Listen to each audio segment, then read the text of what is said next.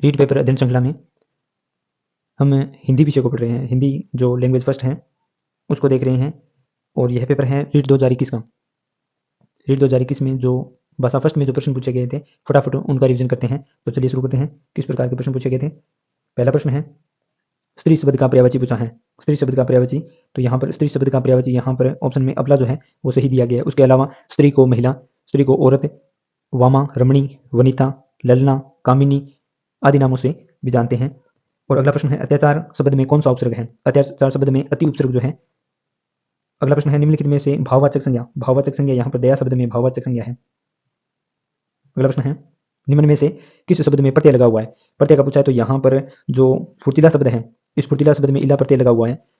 अगला प्रश्न है मनोविकार शब्द का समास विग्रह होगा। मनोविकार शब्द का समास विग्रह पूछा है। मन का विकार जो है, मन का विकार, मनोविकार, यहाँ पर मन का विकार ये संबंध तत्पुरुष को दर्शा रहा है यहाँ पर समास विग्रह मनोविकार।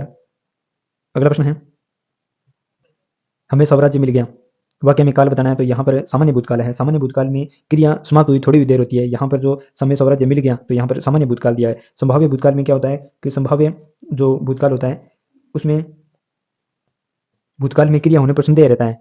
तो यहाँ पर यदि होगा शब्द होता हमें स्वराज्य मिल गया, होगा होता संभाव्य होता, लेकिन यहाँ पर हमें स्वराज्य मिल गया तो सामान्य भूतकाल दिया है। अगला प्रश्न है पुल्लिंग बताना है।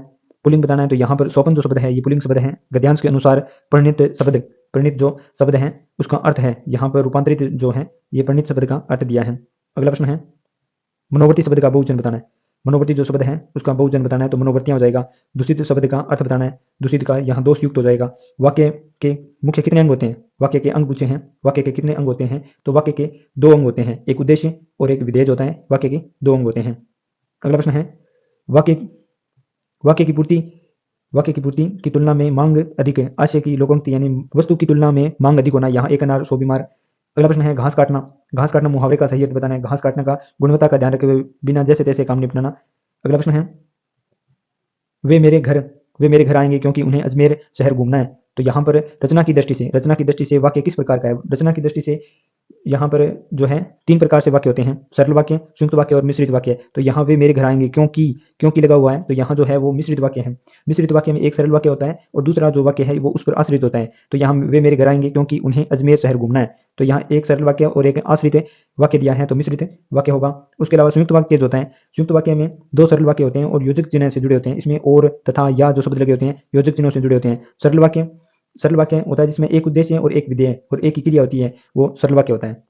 अगला प्रश्न है सगुन मेरी सहेली है। यहाँ अर्थ के आधार पर वाक्य बताने हैं। तो यहाँ अर्थ के आधार पर वाक्य जो 8 प्रकार के होते हैं और यहाँ पूछा है कि सगुन मेरी सहेली है। तो यहाँ पर जो बताया जा रहा है यहाँ पर सूचना दी जा रही है। तो सूचना दी जा रही है तो विधानवाचक जो वाक्य होता है उसमें सूचना दी जा रही है कि सगुन मेरी सहेली है तो ये बता रही है। संकेतवाचक जो होता है, संकेतवाचक में संकेत या अपेक्षा की जाती है और इंशावाचक में जो है वो इंशा कामना, शुभकामना, आशीर्वाद ये दिए जाते हैं, सुझाव दिए जाते हैं और विधानवाचक यहाँ सही आंसर होगा। अगला प्रश्न है डॉक्टर चंद्रा अदम्य साहस के धनी थी।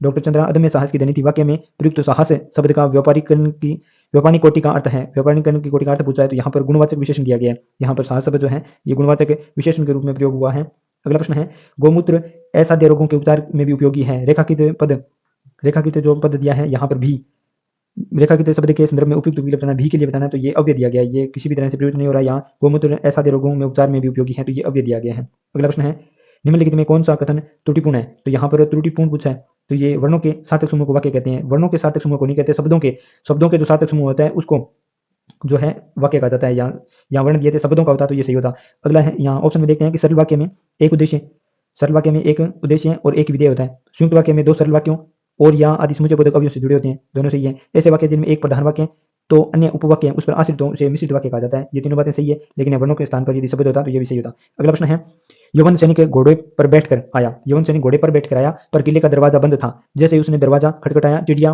पर फड़फड़ाकर उड़ गई। उपयुक्त वाक्यों में जो पर शब्द है, उपयुक्त जो वाक्य में जो पर शब्द दिया गया है, पर शब्द जो है यहाँ पर वो किन किन अर्थों में हुआ है ये बताना है। तो यहाँ पर जो है ऑप्शन डी में सही दिया गया है कि जो यवन सैनिक घोड़े पर बैठ कर आया तो यहाँ घोड़े पर यानी ऊपर के लिए पर और आया किंतु किले का दरवाजा बंद था। जैसे उसने दरवाजा खटखटाया चिड़िया यहाँ पर जो है ये पंख फड़ाकर उड़ गई तो ये सही होगा। अगला है प्रकृति ने ग्रेनाइट तथा संगमरमर से मेरे क्षेत्र को नवाजा है। इस वाक्य में रेखांकित शब्दों का क्रम सही बसाई रूप में बताना है। यहाँ पर तो ग्रेनाइट और जो संगमरमर हैं यहाँ पर जो सही भाषाई रूप में ये तो विदेशी हैं, ग्रेनाइट, संगमरमर और नवादा, ये तीनों ही शब्द जो हैं ये विदेशी हैं भाई। अगला प्रश्न है, निम्नलिखित में से कौन सा शिक्षा शास्त्री पढ़ाने से पहले लिखने के पक्ष में बात करता है? पढ़ाने से पहले लिखने की बात करता है तो वो मारिया मोंटेसरी है। मारिया मोंटेसरी पढ़ाने से पहले लिखने की बात करता है।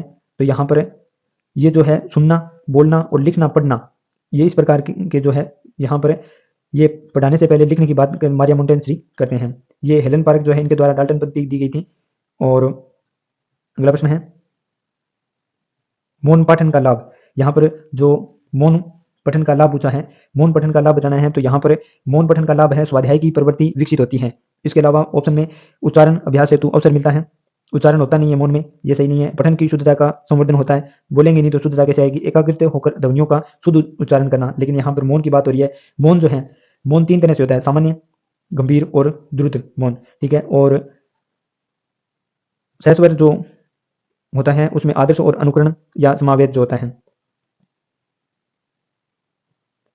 अगला है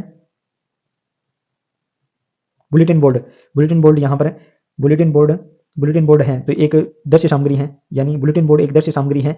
जैसे शामपट हो गया, सर्वे सामग्री में जैसे रेडियो होगी, यहाँ पर जो बुलेटिन बोर्ड है एक दृश्य सामग्री दी गई है। यहाँ सीसीई में व्यापकता का मूल्यांकन पूछा है। जो सतत एवं व्यापक मूल्यांकन है, यहाँ व्यापकता का आशय नहीं है, व्यापकता का जो आशय नहीं है, या दायरे की व्यापकता जो है नहीं है। उसके अलावा विषय की व्यापकता होती है, उपकरणों की व्यापकता होती है और प्रश्नों की व्यापकता होती है, लेकिन दायरे की व्यापकता नहीं होती है। अगला प्रश्न है, वर्तनी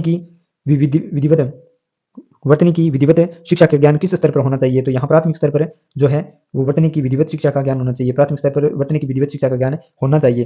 अगला प्रश्न है, निम्नलिखित में रचना शिक्षण का उद्देश्य नहीं है। रचना शिक्षण का उद्देश्य नहीं है पूछा है, तो यहाँ विविध भाषाओं का ज्ञान होना जो है वो रचना शिक्षण का उद्देश्य नहीं है। उसके अलावा रचना शिक्षण में साहित्य सृजन की प्रेरणा, क्रमबद्धता बनाना और व्याकरण सम्मत कार्य करना, ये रचना शिक्षण के उद्देश्य है। लेकिन यहाँ पर विविध भाषाओं का ज्ञान होना ये रचना शिक्षण का उद्देश्य नहीं है। अगला प्रश्न है, अभिकर्मित अनुदेशन विधि के सिद्धांत में सम्मिलित है। तो यहाँ पर स्वगति का जो सिद्धांत है ये अभिकर्मित अनुदेशन के सिद्धांत में सम्मिलित है। अभिकर्मित अनुदेशन में स्वगति का सिद्धांत। अगला प्रश्न है, निम्न में कौन सा सहस्वर वाचन का भेद नहीं है? सहस्वर वाचन का भेद नहीं है तो यहाँ पर जो गहन वाचन है ये सहस्वर वाचन का भेद नहीं है। यहाँ आदर्श वाचन, यहाँ पर आदर्श वाचन, अनुकरण वाचन और समेत वाचन जो है सहस्वर वाचन के भेद होते हैं। सहस्वर वाचन जो है वो व्यक्तिगत रूप में आदर्श और अनुकरण में किया जाता है, ये व्यक्तिगत वाचन होता है। और ये जो समवेत है ये सामूहिक रूप में होता है। उसके अलावा मौन वाचन में हमने देखा था एक गहन वाचन और एक द्रुत वाचन होता है। गहन वाचन धीरे धीरे पढ़ना और द्रुत वाचन में तेज गति से पढ़ना होता है। सहस्वर में आदर्श, अनुकरण और समवेत या फिर सामूहिक वाचन जो होता है, लेकिन गहन वाचन ये मौन का होता है। अगला प्रश्न है कि एक अच्छे मूल्यांकन की विशेषता नहीं है। मूल्यांकन की विशेषता नहीं है पूछा है, तो यहाँ पर जो विशेषता नहीं है, एक आत्मनिष्ठता शब्द जो है ये विशेषता नहीं है। उसके अलावा वैधता होती है। वैधता यानी जिस लक्ष्य से उस परीक्षण को बनाया गया है उसके लिए पूर्तिकर्ता यानी वैधता, विश्वसनीयता, वस्तुनिष्ठता और विवेककारिता और व्यापकता यानी व्यवहारिकता जो है, ये सभी जो है अच्छे मूल्यांकन की विशेषता है। लेकिन आत्मनिष्ठता जो है ये एक अच्छे मूल्यांकन की विशेषता नहीं है। अगला प्रश्न है, वस्तुनिष्ठ प्रश्न का प्रकार। वस्तुनिष्ठ प्रश्न का प्रकार जो मिलान संबंधी है, यहाँ पर वस्तुनिष्ठ प्रश्न का प्रकार है आलोचनात्मक, विश्लेषणात्मक प्रश्न और व्याख्यात्मक प्रश्न, ये वस्तुनिष्ठ प्रकार के प्रश्न नहीं है। जबकि मिलान प्रश्न जो है एक वस्तुनिष्ठ प्रकार के प्रश्न है। तो इस प्रकार के जो प्रश्न है वो रीट की सेकंड लेवल के 2021 के पेपर में पूछे गए थे।